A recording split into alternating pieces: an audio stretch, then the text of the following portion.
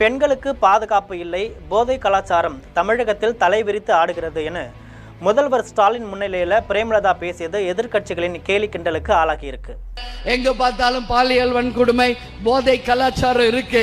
இதை தவிர வேற என்ன சொல்ல முடியும்? வேற ஒன்றும் சொல்ல முடியாது இந்த ஆட்சியின் மேல. இந்த நிலையில பிரேமலதா விஜயகாந்த் திமுக கூட்டணிக்கு வர முக்கிய காரணமாக இருந்த ஏவா வேலு தன் பங்குக்கு பிரேமலதா விஜயகாந்த் திட்டி தீர்த்ததாக தகவல் வெளியாகியிருக்கு. இது பற்றி ஜெம் தொலைக்காட்சி வழங்கும் சிறப்பு செய்தி தொகுப்பை தற்பொழுது பார்க்கலாம்.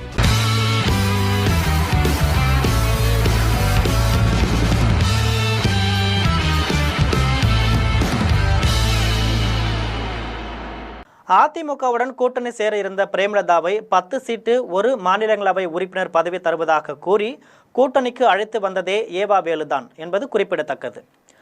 திமுக கூட்டணியில் உள்ள தேமுதிக பொதுச் செயலாளர் பிரேமலதா திமுக கூட்டணி